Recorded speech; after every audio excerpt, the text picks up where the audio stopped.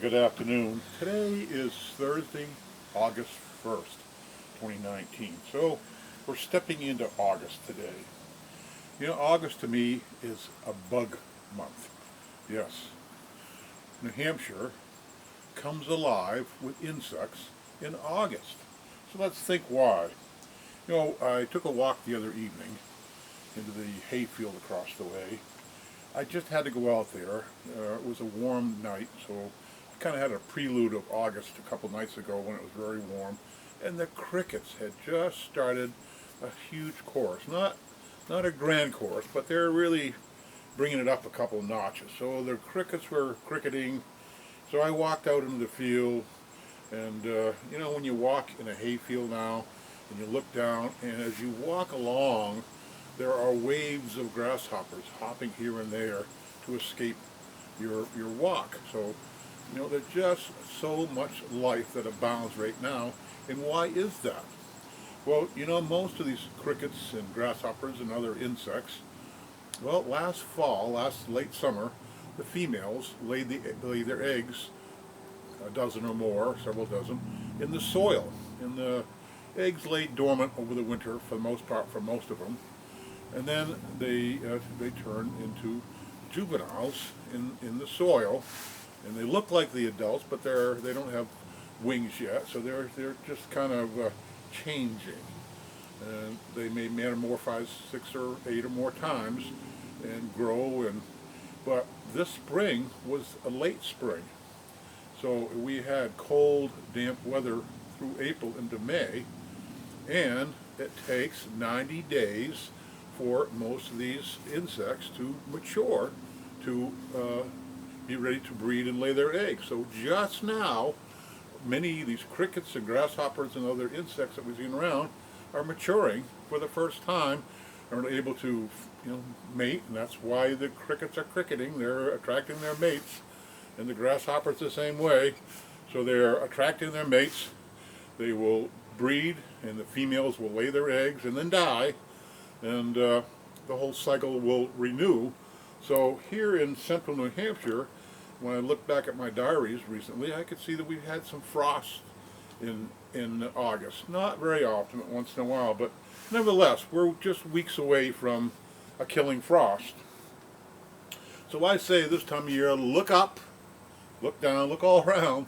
There is life all around us, insect life. All kinds of grasshoppers and crickets and spiders and beetles. They are all going about a very busy life trying to find a mate, lay some eggs, and survive for another year. So, what else is happening? Well, you know, I just mentioned that certainly yesterday I was out for a ride and I saw some monarch butterflies, and I've seen a number of the last few weeks. So what is happening right now? Well, of course, monarchs in late summer, September, they migrate. That generation migrates to Mexico, and they spend the winter on a particular mountainside and mountaintop in Mexico. In February or March, they begin migrating back this way, and it's several generations before they actually make it back to New Hampshire. And then there's another generation or two over the summertime. So I think the monarchs that we're seeing right now in early August are the last, what I call, resident generation, that they'll, you know, feed on milkweeds, lay their eggs, and once those eggs hatch and grow into adult monarchs in about a month, it'll be time for them, that generation, to head to Mexico. So we're one generation of monarchs here in New Hampshire from those that will likely head to Mexico. So with that in mind, make sure that you don't cut any milkweed right now. You know, be careful when you're mowing. You know, if you can delay mowing that field until October, do that. You know, let our monarchs feed and lay their eggs and grow and then go. So watch out for our monarchs. Also, this time of year, way more moths. You know, if you look at a street light almost any night, you will see a halo of moths around those street lights. So they're just maturing now. Same thing, going to lay their eggs in the soil, and for the young to pupate and live in the soil. And spiders too. This time of year, if you get out first thing in the morning, there'll be a heavy heavy dew from the night before.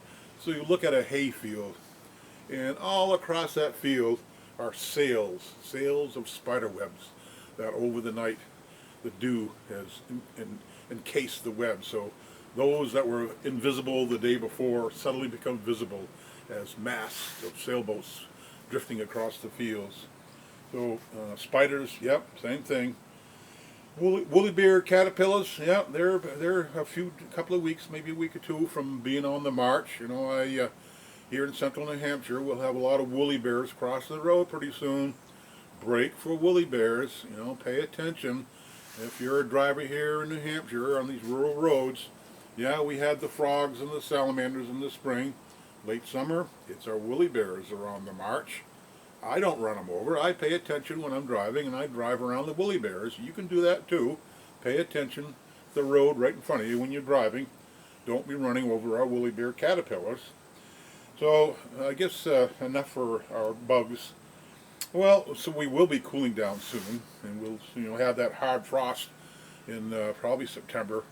You know, that one hard frost will actually disappear all these insects. All the crickets and all the grasshoppers will all die that one night. So right now we are in the middle of the many things living and crawling and jumping, and that ceases to happen in just one night. So pay attention now. I've noticed our birds are kind of changing their tune too. Still got some birds around, but if you happen to hear a crow or a raven, they won't be crowing and ravening too much. They have all these little guttural sounds that you have to kind of pay attention. Our birds are chirping and squawking, not calling out like they did. So the birds are still around, and you'll notice them by their different sounds that they tend to do this time of year. Other animals are foxes and coyotes and fisher. They're all growing very rapidly. Within a few weeks, the juvenile of the year are going to be nearly the size of mom, maybe a little bit of scrawnier version, but they are quickly growing. Our deer and moose, their antlers are maturing. In another few weeks, they'll be rubbing off shedding the skin on their antlers. So August is kind of a start of the transition of the year. So we certainly have a lot of activity now. It won't be long, and there'll be far less. New Hampshire will be draining of its life. But right now, New Hampshire's still full of life. Make sure you get outside and enjoy it.